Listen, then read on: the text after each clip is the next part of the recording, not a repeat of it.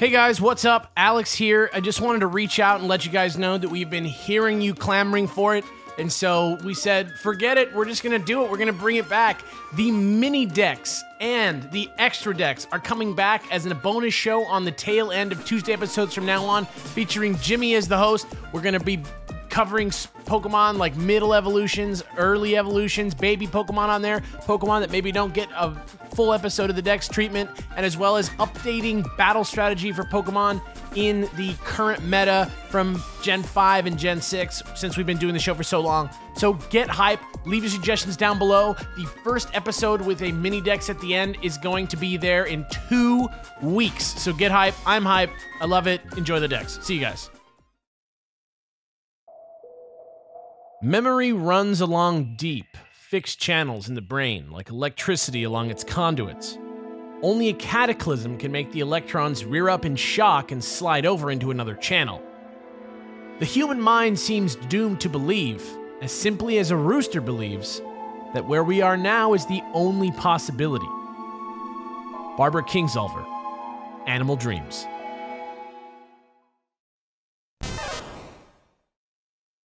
Hey everybody, welcome back to another legendary episode of The Dex, where we cover trivia and strategy for a different Pokemon each week. I'm Pokekel. And I'm Island Kahuna Alex. This week, our once-a-month Guardian Deity series continues with Tapu Koko, and let me tell you, I'm absolutely charged with energy.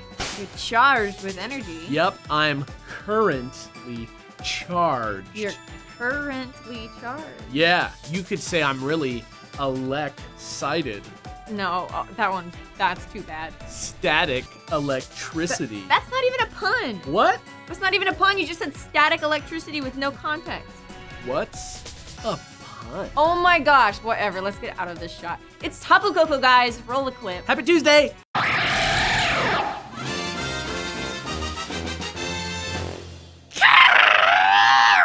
Tapu Koko, like all the Tapus, are officially known as the Land Spirit Pokemon.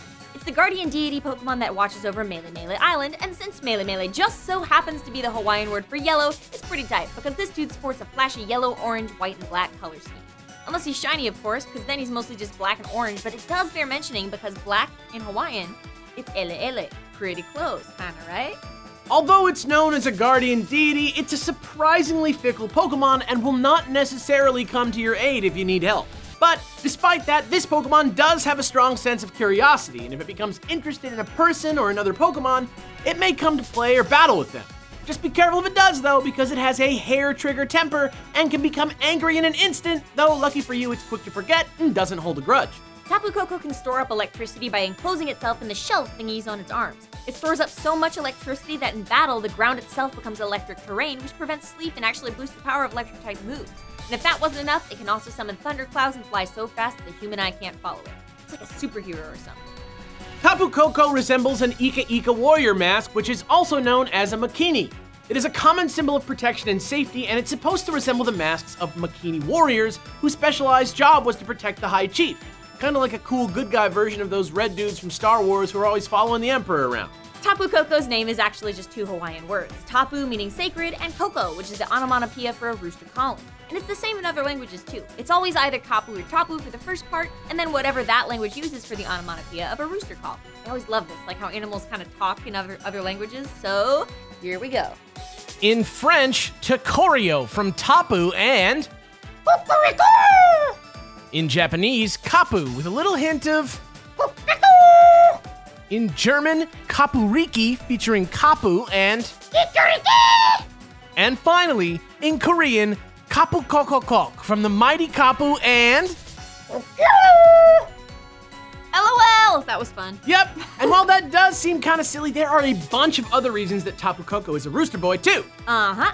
And more than one of them will eventually bring us back to those deities of Hawaiian mythology we brought up in the Tapu Lele episode, and how they might connect to an alternative Pokemon pantheon. So without any further ado, it's time for another installment of our Legendaries Only segment, etc. Etc.? Well, you know. I know what. Is this one of those puns you were talking about? Because if it was, I'd be shocked. It's the Pokemon creation myth, etc. The Pokemon creation myth, etc.? What are you talking about? Sometimes I just want to get in the car and drive away. Static electricity.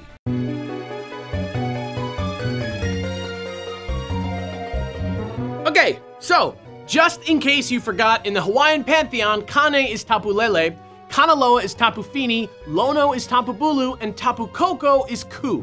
Ku, the god of war, was often depicted through feather idols and was associated with the rising sun.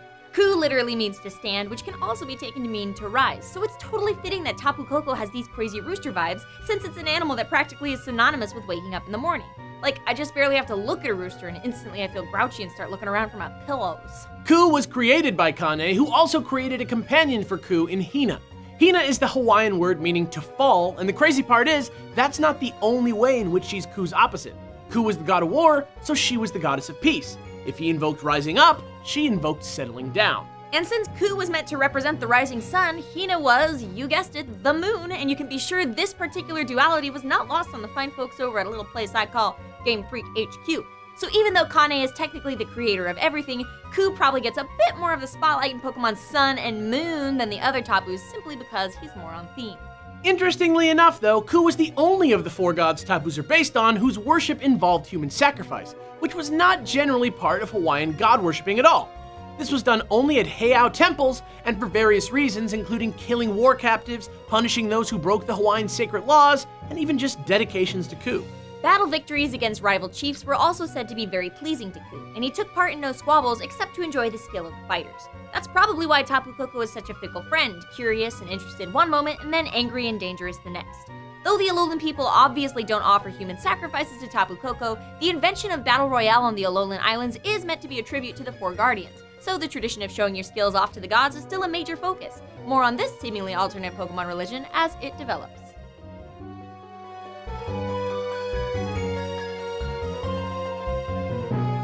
Damn, right? What? I feel like we're just scratching the surface of these Alolan Pokemon deities. I wonder if they really are separate from the stories of Arceus and stuff. Wouldn't that be kind of crazy? Yeah, but don't get too sidetracked now. While you are busy theory crafting and pretending not to know what puns are, the audience is sitting there trying to learn about some Tapu Koko VGC 17 battle strats. Oh my gosh, you're right! Well, then fix it, dude. Okay, Tapu Koko VGC 17 strats start right now! There it is. Pokemon.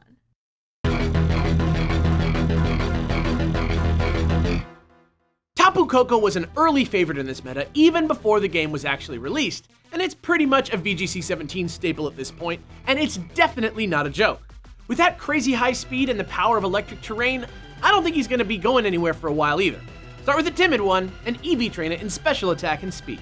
This thing's gonna be real fast, so if you wanna match that speed with firepower, give him the choice specs to hold. It gives all his attacks a 1.5 times multiplier, and electric terrain adds another one on top of that for electric moves. So bring Thunderbolt for most of the time, and just discharge for when you need to get around some wise guy who thinks he's real cool with his lightning rod ability. Though it's not the strongest, I also like to run Dazzling Gleam on here since it's an easy way to scare off dragons and fighting types, but it's not that super strong, so only use it when it's got a Mind Games application as well, or if you're trying to break a sub, or break Mimikyu's disguise, or something. And finally, it goes without saying, but it's smart to run this dude with Protect. Tapu Koko's stats require pretty skilled play just to make use of them effectively, so just remember there's never any shame in protecting if it's the smart thing to do to help you maybe win a match. But of course, that's not the only way to train a Tapu Koko, so as always, here are a few random thoughts. With Trick Room and Tailwind being so common in this meta, Tapu Koko's speed makes Taunt a pretty smart call for any build. It can really wreck a team when they can't set up their thing that they need to win, and them trying to adjust leaves them pretty vulnerable most of the time. Just like he did with Thundurus back in the day, a few months ago, world champ Ray Rizzo sort of got everybody talking about bulky Assault Vest Tapu Koko. It wasn't as universally accepted as Thundurus is, but there's just something about nice chunky electric types, you feel me? I know Ray feels it.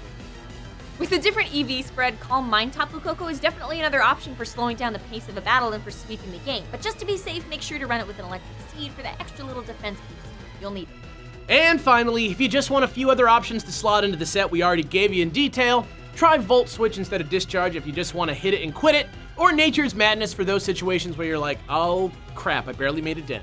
You just cut them in half.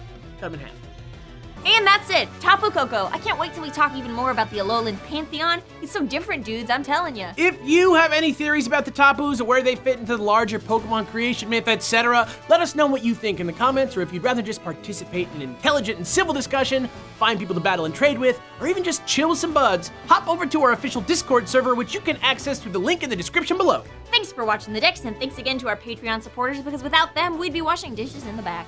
Don't forget to let us know who you want to see in our mini decks in 2 weeks. I'm Pokekel. And I'm Island Kahuna Alex. Tune in next time for another lonely episode of The Dex.